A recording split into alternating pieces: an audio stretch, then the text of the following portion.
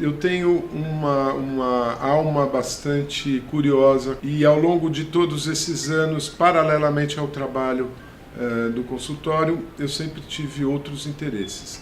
A dança foi um interesse importante, não só paralelo, mas ela chegou a ser central. Eu cheguei a ser bailarino profissional durante muitos anos da minha vida. A produção escrita também é uma outra paixão. Eu produzi 2 livros e agora começo a dar os primeiros passos de um 3º livro. Então é um projeto que vem agora para os próximos anos. E o que é novo, talvez novo porque nunca tinha tido uma experiência, que é assim, nos últimos 6 anos eu venho cantando. No momento em que eu deixei a dança, eu comecei a cantar de alguma maneira e tenho me divertido muito, para a alegria de uns e tristeza dos outros, né?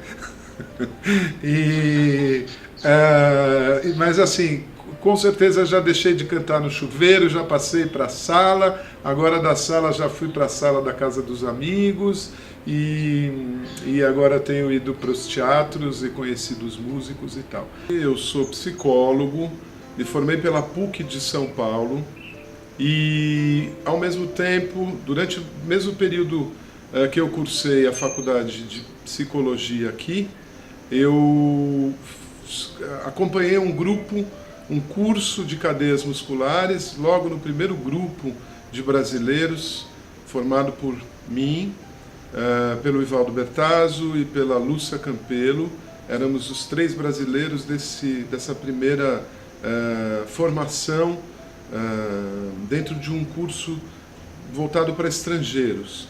Então a gente fez essa formação ao longo de 4 anos em estágios que aconteciam 2 ou 3 vezes por ano ao longo desse período de 4 anos. É muito fácil escolher 2 professores, né? Eu vou escolher a Godelieve, que é a criadora do método GDS, com quem eu tive uma longa convivência. Ela foi minha professora dentro da minha formação na Bélgica e ela permaneceu sendo alguém com quem eu trocava e com quem eu pude estabelecer uma comunicação muito importante. Ela então é a primeira pessoa, primeira professora escolhida. A segunda professora que eu tenho como alguém central na minha vida é a Marie-Madeleine Bézier, que é a Madame Bézier, com quem também eu criei um laço importante, profissional e pessoal, e um laço duradouro. Foram laços duradouros e muito importantes na minha vida pessoal e na minha formação.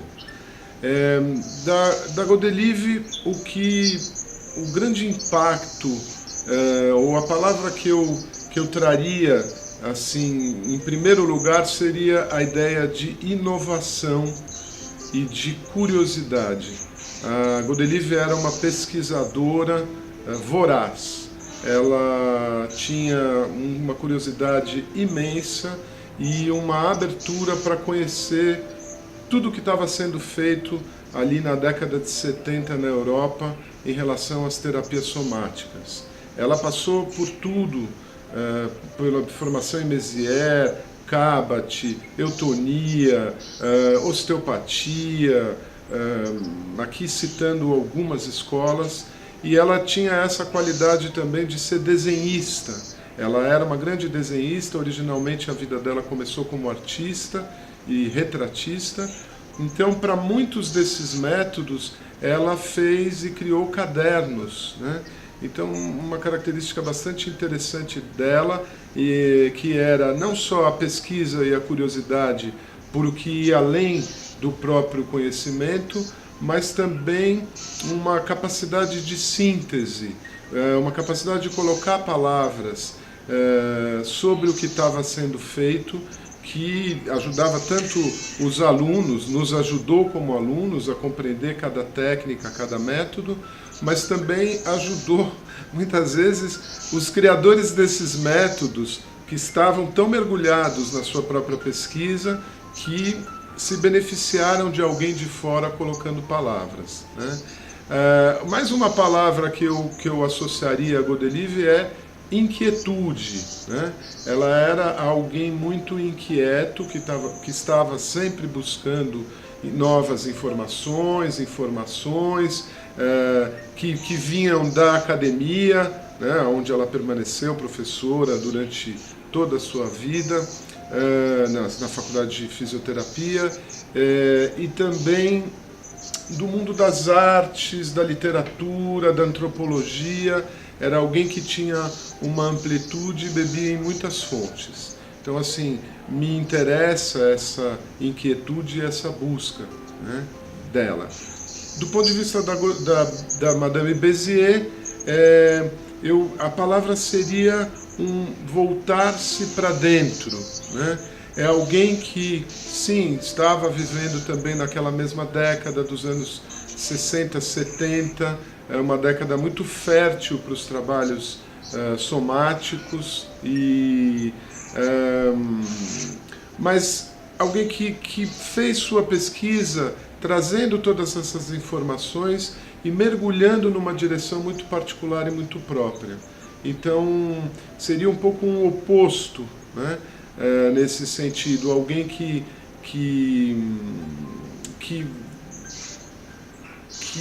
partiu da sua própria, de uma ideia, de uma observação, de uma experiência e mergulhou internamente naquele universo, sem necessariamente fazer pontes com outros trabalhos, né? Então, assim, é muito interessante porque grande parte da pesquisa de Pirret e Bézier, esses mergulhos para a pesquisa aconteciam fora de Paris, onde elas passavam 2 ou 3 meses ali no verão, completamente mergulhadas em torno dos ossos e do movimento e de tudo aquilo que elas foram buscar. Então, seriam 2 movimentos. Godelieve, um movimento para fora, de curiosidade, interesse e busca, que resultava finalmente num movimento interno também, e Bézier num movimento mais interno, mais de mergulho em si mesmo, e que também ganha uma amplitude enorme,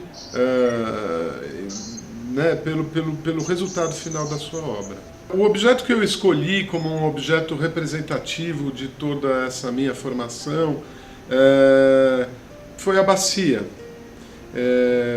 Aqui a gente tem os ossos da bacia, né? E aqui a gente tem uma série de informações a partir desses 3 ossos reunidos, né? Desse conjunto. A gente tem mesmo uma compreensão antropológica, vamos dizer assim, da nossa estrutura, né? E primeiro a relação com o osso. Eu, como psicólogo e também como amador da dança e mais tarde bailarino, me surpreendeu muito naquele tempo onde pouco se falava de osso, ter um contato tão importante com a estrutura óssea. Então isso já em si é algo que penetra essas 2 escolas, tanto as cadeias musculares quanto a coordenação motora, e outras escolas também, né, importantes de educação somática. Mas para mim foi através dessas escolas que eu tomei contato com a questão da estrutura, a importância de se conhecer a estrutura interna e a ideia de que todos os nossos movimentos, eles estão de alguma forma registrados nas formas dos ossos, né? A ideia de que essa aerodinâmica, ela é constituída pelo movimento, e nesse sentido, vamos dizer, o osso de uma criança ou de um adolescente, de um adulto que foi privado por alguma patologia, que foi privado do movimento, se constitui de forma diferente, né, do osso de alguém que se movimenta, né? Isso é muito importante. E também uma ideia, outra que me fascina, que é o próprio movimento que vai cavando as estruturas articulares, que vai formando as articulações. A gente já também pensa numa estrutura humana, comum a todos os humanos, né? Mas que já desde o seu início já vem marcada por uma particularidade, uma individualidade, um temperamento, uma personalidade, e a gente observa isso rapidamente nos bebês, como cada um já tem um temperamento, e a gente poderia pensar que esse temperamento também vai se inscrever nessa estrutura. Então, ela é universal, mas ela é particular. Ela é estrutura do movimento, então ela permite também que esse temperamento se expresse de alguma maneira no meio. Sem osso, a gente não teria como ser um indivíduo. Aqui a gente tem 3 ossos importantes. Um osso que a gente vai considerar um osso, o osso sacro, né, seguido do cóccix, ele seria um osso único, enquanto os 2 outros ossos, os ilíacos, são chamados de ilíacos, esses 2 ossos são duplos, né? Então, de alguma maneira, a gente já começa a pensar em algo muito importante aqui da estrutura. Os ossos únicos do nosso corpo, eles representam o eixo vertical, o sacro, cada vértebra, o osso externo, o occipital, enfim, os ossos que se apresentam individualmente, eles representam um eixo vertical muito importante, um eixo vertical que, ligado ao homem de pé, é o eixo que liga os pés, o chão e o céu, essa relação da verticalidade humana. Nesse princípio do que a gente, como a gente olha para o corpo, esses ossos verticais, eles se movimentam principalmente em enrolamento e desenrolamento, em flexão e extensão, né? Então esse é o principal movimento deste eixo vertical que está representado pelo osso sacro aqui. Os 2 outros ossos vão representar todos os ossos duplos do nosso corpo. Então, os ilíacos, os fêmures, as tíbias, as fíbulas, todos os ossos do braço, as escápulas, as clavículas, né? E mesmo os ossos duplos do crânio. De alguma maneira, os ossos duplos, eles têm uma forma torcida, né? Como a gente pode olhar um ilíaco, ele é torcido, ele torce. Então, como se a gente pegasse de fato uma toalha e torcesse os 2 polos dessa toalha. Os ossos duplos, eles são torcidos. E eles são torcidos e, de alguma maneira, eles entram numa outra relação com o espaço, que é a relação da torção, né? A relação que é muito importante, todos os nossos ossos, eles têm essa torção, alguns mais, outros menos, mas essa torção, ela diz de algo que se torce para dentro em relação a algo que se torce para fora. Então, para dentro e para fora. Isso no mesmo osso, né? Aqui a gente tem no ilíaco uma torção para fora e no conjunto do isquio uma torção para dentro, o isquio pubis. Então, a gente tem 2 planos que se cruzam. E essas torções, para nós, dentro desse olhar psicomotor, elas também representam os movimentos de introversão e extroversão que se constituem ou que acontecem no plano comportamental. Eu poderia dizer que introversão é um movimento que leva a um tipo de pensamento analítico, né? A introversão leva à análise, enquanto a extroversão, né, um movimento de ampliação, leva a uma percepção do universo, do mundo, mais sintética, né? Ou eu analiso e corto em pedaços e entro na introversão, ou eu amplio e vejo o todo e entro na síntese, na globalidade.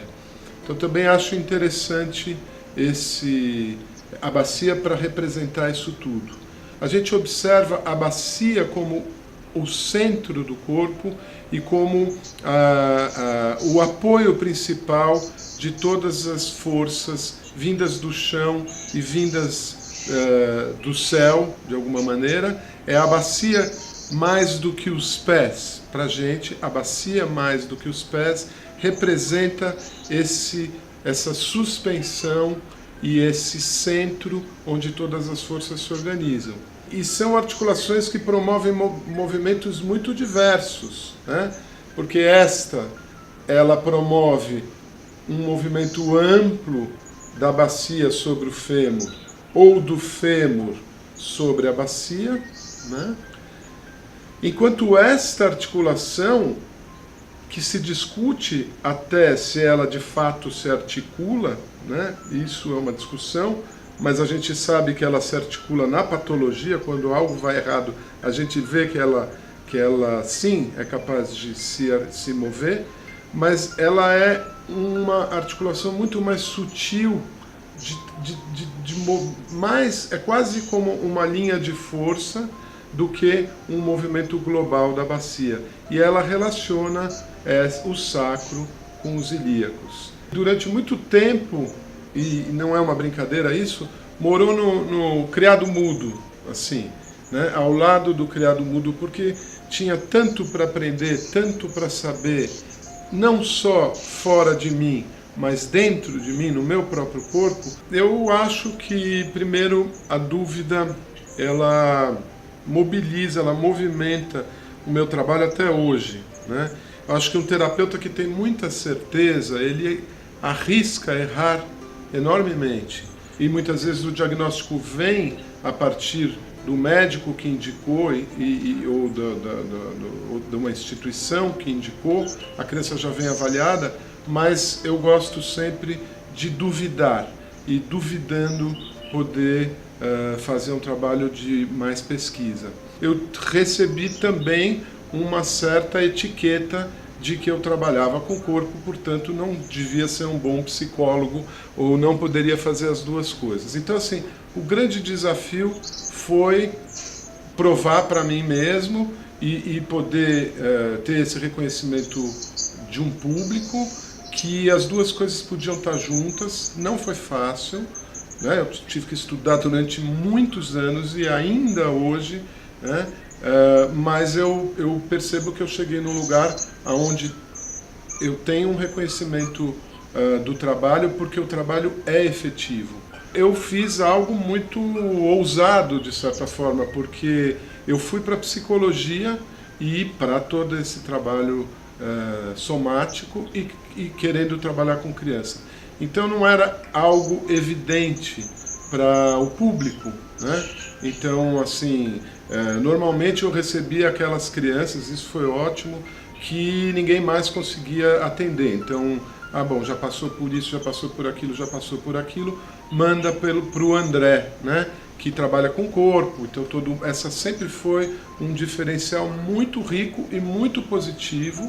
Acho, assim, que isso fez diferença na minha carreira. Que se eu fosse um psicólogo que não trabalhasse com o corpo, eu acho que seria um caminho mais difícil. Que me trouxe as crianças, as demandas, foi sempre questões ligadas ao corpo. Inicialmente, essas questões estavam misturadas com comportamento, né? Mas, por exemplo, numa criança com questões de desorganização psicomotora, essa criança tem ou tinha uma série de questões que eram ligadas ao corpo, à postura, à manualidade, né? E outras tantas questões que eram ligadas à concentração, à capacidade de se relacionar com outras crianças, à compreensão de regras sociais, à troca de afetos, né? Então, como tudo veio sempre através do corpo, foi levando um tempo para eu conseguir, vamos dizer, de alguma maneira devolver para esses pais, né, a ideia de que através do corpo a gente também organizava comportamentos. O que eu diria nesses 30 anos é que o trabalho corporal, o trabalho somático, quando ele é bem estruturado e quando a gente sabe o que está fazendo, né, ele é a linguagem fundamental, na minha opinião, para se trabalhar o bebê, a criança e o adolescente. Não que para o adulto isso não tenha importância, mas no campo do trabalho na infância, o corpo não pode ser deixado de lado, né? O que não quer dizer levar as crianças a fazerem exercícios físicos. Então, não é isso que se trata, né? Exercício físico é muito bom, atividade física é muito boa, mas isso não tem nada a ver com habitar um corpo, viver dentro de um corpo. É obviamente espantoso, e o que a gente está vendo em termos de conteúdo é brutal. A gente tem que tomar um cuidado enorme do ponto de vista do conteúdo. Do ponto de vista, vamos dizer, da exposição, da desorganização corporal que as crianças ficam diante das telas e do tempo que elas ficam sentadas e do tempo que elas ficam mal sentadas e do tipo de utilização da mão. Então, é outro aspecto a ser cuidado de maneira importante. Mas o que eu acho que toca mais diretamente, enfim, mais assustadoramente, é o fato de que o mundo virtual rouba o nosso movimento. Os pulmões de um alpinista vão se formar de maneira diferente do que os pulmões de uma criança que joga alpinismo num tablet, né? E é simples assim. Como a gente falou em outro momento, dizer, não são só vamos dizer, o fortalecimento das estruturas do sistema respiratório, do sistema locomotor, é o fortalecimento das estruturas emocionais também, né? A coragem, o medo, eles são vividos pela criança com o próprio corpo, integralmente no corpo. Então, se isso fica deslocado, né, de uma experiência motora, eu tenho a impressão que a gente está levando essas crianças a formarem estruturas que imitam estruturas, ao invés de serem estruturas. E aí eu estou falando de segurança, força, perseverança, disciplina, para falar as boas, né? Quer dizer, isso tudo fica construído, na minha opinião, de uma maneira de imitação, como uma forma de imitação. Eu imito ter coragem ao invés de ter coragem. Eu imito ter disciplina ao invés de ter disciplina. E dentro das escolas, esse foi o trabalho que eu levei por 20 anos agora, né? Então, há 20 anos eu vou para as escolas, há 20 anos eu procuro fazer essa conexão entre o corpo do professor, o corpo do educador, de sala de aula, e o corpo da criança, possam estabelecer uma comunicação e que o corpo da criança, junto com as outras crianças, possam também formar uma linguagem. É o corpo dentro da sala de aula. Já temos ótimos trabalhos em educação física fora da sala de aula. O meu olhar é para esse corpo sensível e que facilita a vida do professor.